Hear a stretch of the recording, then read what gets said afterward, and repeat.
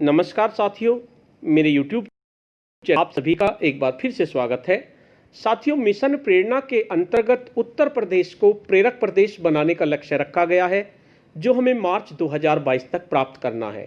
इसी के मॉड्यूल विकसित किए गए हैं: आधारशिला मॉड्यूल, ध्यानाकर्षण मॉड्यूल और शिक्षण संग्रह मॉड्यूल।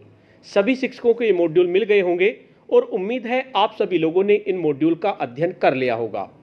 इन मॉड्यूल का शिक्षकों ने कितना अध्ययन किया, यह देखने के लिए अलग अलग ब्लॉक में अलग अलग जनपद में परीक्षाएं आयोजित की जा रही हैं। इसी के क्रम में दिनांक 18/1/2021 को जनपद मिर्जापुर के सीखड़ ब्लॉक में ध्यानाकर्षण मॉड्यूल की एक ऑनलाइन परीक्षा आयोजित की गई, जिसमें 25 प्रश्न पूछे गए। ये गलती से मैंने 30 प्रश्न लिख दिया है, वैसे इस परीक्षा में 25 प्रश्न पूछे गए। तो आज की इस वीडियो में हम यही जानेंगे कि मिर्जापुर के सीखड़ ब्लॉक में जो ऑनलाइन परीक्षा हुई उसमें कौन कौन से प्रश्न पूछे गए और उनके क्या क्या उत्तर होंगे। साथियों, आप इन प्रश्नों की पीडीएफ को भी डाउनलोड कर सकते हैं इस वीडियो के माध्यम से। इस पीडीएफ को मैं गूगल ड्राइव पर सेव कर देता हूं और गूगल ड्राइव पर सेव करके मैं इसको पासवर्ड से प्रोटेक्टेड कर दूंगा और पासवर्ड मैं आपको वीडियो के दौरान बता दूंगा। आप वहां से इसको आसानी से डाउनलोड कर सकते हैं, क्योंकि सभी पीडीएफ को मैं अपने फ़ोन में नहीं रख सकता, क्योंकि मेरा फ़ोन हैंग हो जाता है। इसलिए मैं पीडीएफ को गूगल ड्राइव पे सेव करता हूं और पासवर्ड से प्रोटेक्टेड कर देता हूं और लिंक आपको वीडियो के डिस्क्रिप्शन बॉक्स में मिल जाएगा। वहां पे जाकर क्लिक करके आप इसको डाउनलोड कर सकते हैं और पासवर्ड आपको वीडियो से पता कर सकते हैं। तो चलिए जानते हैं कौन कौन से प्रश्न इसमें पूछे गए। वीडियो को शुरू करने से पहले मैं आपको बता देना चाहता हूँ, अगर आप चाहते हैं इस तरह की इन्फॉर्मेटिव वीडियो आपको एक प्लेटफॉर्म पर मिले, तो उसके लिए मैंने इन्फॉर्मेटिव वीडियो व्हाट्सएप ग्रुप और इन्फॉर्मेटिव वीडियो टेलीग्राम ग्रुप बनाए हुए हैं। आप चाहें तो मेरे ग्रुप से जुड़ सकते हैं। ग्रुप का लिंक भी आपको वीडियो के डिस्क्रिप्शन बॉक्स में मिल जाएगा। तो चलिए जानते हैं 18/1/2021 को जनपद मिर्जापुर के सीखड़ ब्लॉक में हुई परीक्षा के बारे में कौन कौन से प्रश्न इसमें पूछे गए। ध्यानाकर्षण मॉड्यूल पर आधारित ऑनलाइन परीक्षा सीखड़ मिर्जापुर 18 जनवरी 2021 11 AM to 12:30 PM, यानी कि 1.5 घंटे की आपकी ये परीक्षा थी। तो इसमें सबसे पहला प्रश्न था, ध्यानाकर्षण मॉड्यूल में कुल कितने भाग हैं। तो साथियों, ये तो आपको अब तक पता ही चल गया होगा, ध्यानाकर्षण मॉड्यूल में कुल 4 भाग हैं। इसके साथ साथ आपको आधारशिला के भाग भी पता होने चाहिए, उसमें 6 भाग हैं और शिक्षण संग्रह में भी हमारे 6 भाग हैं। तो इसका सही आंसर 4 होगा। उसके बाद दूसरा प्रश्न है, मानव जीवन में प्रारंभिक शिक्षा का व्यक्तित्व निर्माण में अत्यंत महत्वपूर्ण स्थान है, यह कथन किसका है। Number 1 doctor Satish Chandra Dwivedi, number 2 Yogi Adityanath, number 3 Renuka Kumar, number 4 Manisha त्रिघाटिया। तो साथियों, मानव जीवन में प्रारंभिक शिक्षा का व्यक्तित्व निर्माण में अत्यंत महत्वपूर्ण स्थान है, ये आपका मॉड्यूल के अंदर दिया गया है और ये अपर मुख्य सचिव रेणुका कुमार जी ने कहा है। तो इसका थर्ड ऑप्शन आपका सही होगा। उसके बाद नेक्स्ट प्रश्न है आपका, ध्यानाकर्षण मॉड्यूल किन कक्षाओं के शिक्षण के लिए उपयोगी है। 4 ऑप्शन है, कक्षा 1 से 5, कक्षा 1 से 8, 3 से 8, 5 से 8। तो आपका जो ध्यानाकर्षण मॉड्यूल है वो कक्षा 3 से 8 के लिए उपयोगी है। कहीं पर 3 से 8 आ जाता है, कहीं पे 4 से 8 आ जाता है। तो इससे आपको घबराने की जरूरत नहीं है, 3 से 8 भी मान सकते हैं, 4 से 8 भी मान सकते हैं, क्योंकि पहले थोड़ा अलग था, अब थोड़ा चेंजेस कर दिया गया है, अब 4 से 8 कर दिया गया है।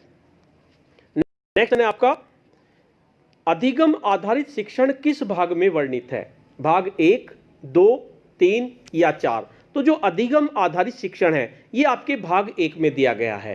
तो इसका आंसर फर्स्ट ऑप्शन आपका होगा। उसके बाद नेक्स्ट प्रश्न है, कक्षा 8 के आधारभूत आकलन प्रपत्र बनाते समय ज्ञानात्मक, बोधात्मक, अनुप्रयोगात्मक एवं तर्क सम्मत प्रश्नों का अनुपात बताइए। 20:50, 20:20, 10।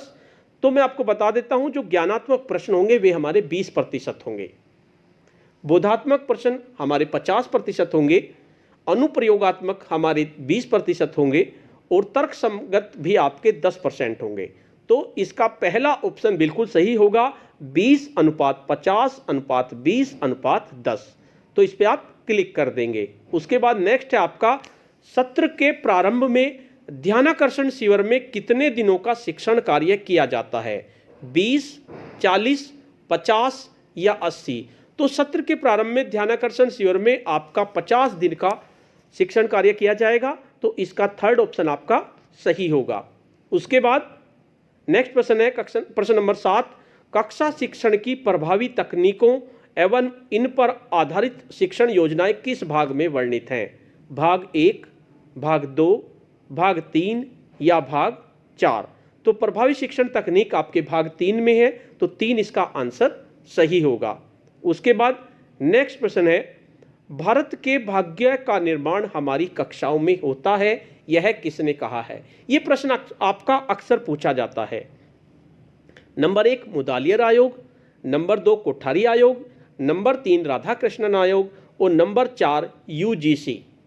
तो इसका सही आंसर आपका कोठारी आयोग होगा, क्योंकि कोठारी आयोग ने कहा था कि भारत के भाग्य का निर्माण हमारी कक्षाओं में होता है। उसके बाद नेक्स्ट प्रश्न है हमारा, प्राथमिक स्तर पर आरंभिक परीक्षण प्रपत्र में कुल कितने प्रश्न होते हैं? तो जो प्रारंभिक स्तर पर आरंभिक परीक्षण प्रपत्र बनाएंगे तो उसमें कुल आपके 15 प्रश्न होंगे, जिसमें 10 प्रश्न आपके बहुविकल्पीय होंगे, ऑब्जेक्टिव टाइप्स होंगे और 5 प्रश्न आपके सब्जेक्टिव होंगे। तो इसका आपका सेकंड ऑप्शन सही होगा। उसके बाद नेक्स्ट प्रश्न है हमारा, उच्च प्राथमिक स्तर पर आरंभिक परीक्षण प्रपत्र में कुल कितने प्रश्न होते हैं? तो उच्च प्राथमिक स्तर पर जो आप आरंभिक परीक्षण प्रपत्र बनाएंगे तो उसमें आपके कुल 25 प्रश्न होंगे, जिनमें से 20 प्रश्न आपके ऑब्जेक्टिव टाइप्स होंगे और 5 प्रश्न आपके सब्जेक्टिव होंगे। तो इसका फोर्थ ऑप्शन सही होगा। उसके बाद नेक्स्ट प्रश्न है आपका, ध्यानाकर्षण मॉड्यूल में शिक्षण तकनीकों की संख्या कितनी है? तो जो ध्यानाकर्षण मॉड्यूल है उसमें 18 शिक्षण तकनीक दी हुई है, तो इसका थर्ड ऑप्शन आपका सही होगा। उसके बाद नेक्स्ट प्रश्न है, कमजोर नजर वाले, कम सुनने वाले एवं कम बोलने वाले शर्मीले बच्चों को सीखने में मददगार शिक्षण तकनीक क्या है? तो जो कमजोर नजर वाले होते हैं या कम सुनने वाले इस तरह के बच्चे होते हैं, तो उनके लिए सबसे बेटर शिक्षक तकनीक होती है कक्षा प्रबंधन एवं बैठने की व्यवस्था। तो कक्षा प्रबंधन में आप जो कमजोर नजर वाले हों उन्हें आगे बैठा सकते हैं। इसी तरह से शर्मीले बच्चों को भी आप आगे बैठाएंगे तो उनके लिए सीट को आपको एडजस्ट कर देंगे तो बहुत ज़्यादा इसका फायदा होता है। तो इसका फर्स्ट ऑप्शन आपका सही होगा। उसके बाद नेक्स्ट प्रश्न है, ध्यानाकर्षण में शामिल किया गया है।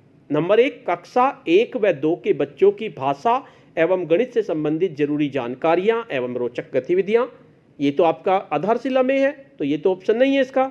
शिक्षकों की आवश्यकताओं से संबंधित जानकारियां एवं उपयोगी सूचनाएं, ये आपके शिक्षण संग्रह में दी गई हैं।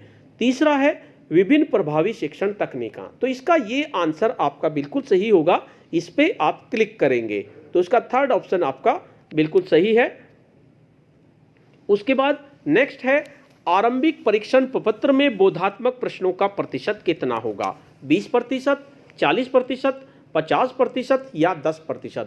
तो जो आरंभिक परीक्षण प्रपत्र बनाएंगे इनमें बोधात्मक प्रश्नों का प्रतिशत 50% होगा।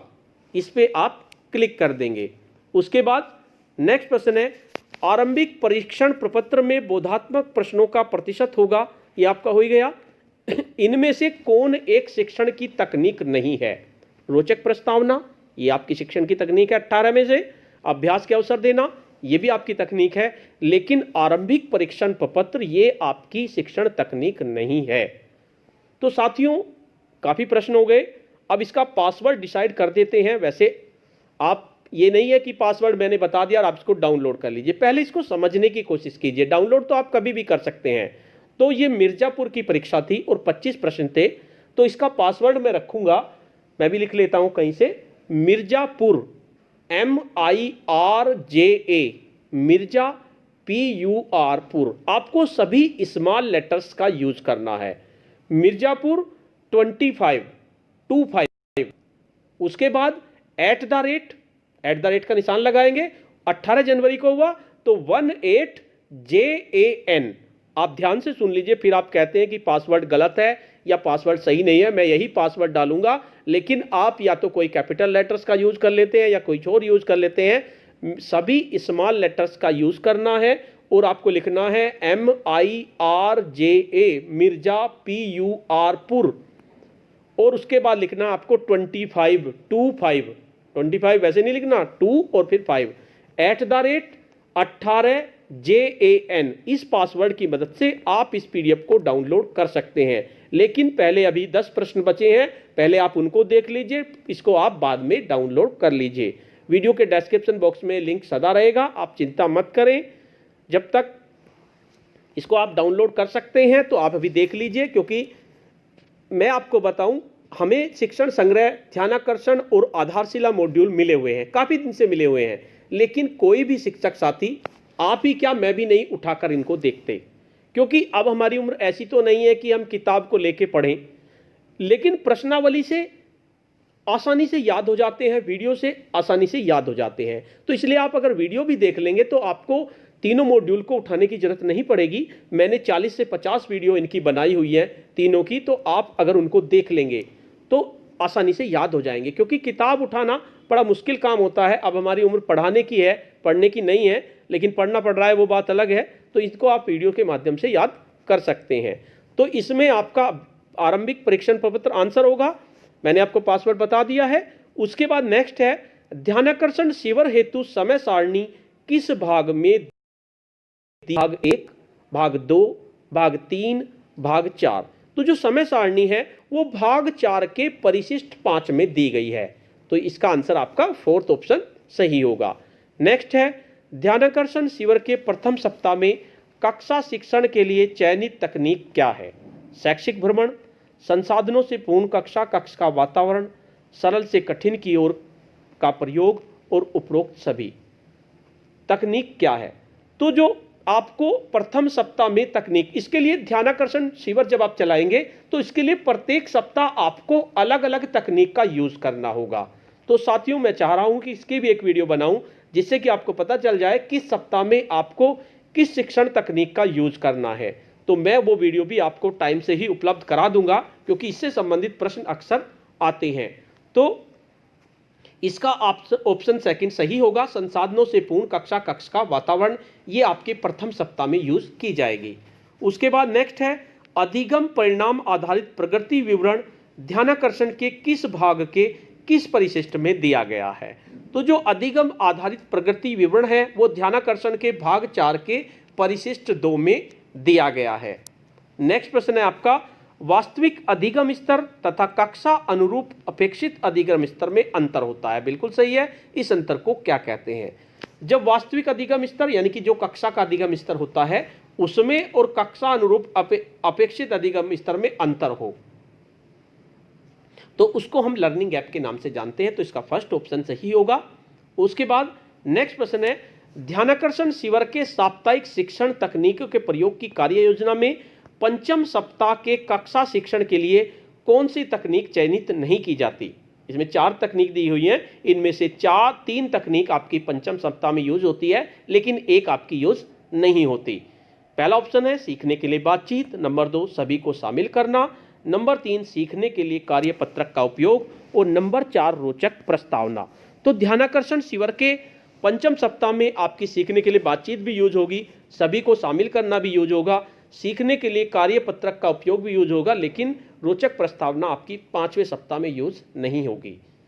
तो इसका 4th ऑप्शन सही होगा। उसके बाद प्रश्न नंबर 21 है हमारा, एक शिक्षक अपनी कक्षा में बच्चों की प्रगति का सतत आकलन करता है तथा उनकी समस्या का निराकरण करता है। शिक्षक के आकलन के इस तरीकों को क्या कहते हैं? रचनात्मक आकलन, शिक्षण, मूल्यांकन या सत्रीय परीक्षा। तो शिक्षक के इस तरह के मूल्यांकन को कि बच्चों की प्रगति का आकलन भी कर रहे हैं, उसके साथ साथ उसमें सुधार भी कर रहे हैं, समस्या का निराकरण कर रहे हैं, तो इस तरह के आकलन को रचनात्मक आकलन कहते हैं। तो इसका फर्स्ट ऑप्शन सही होगा।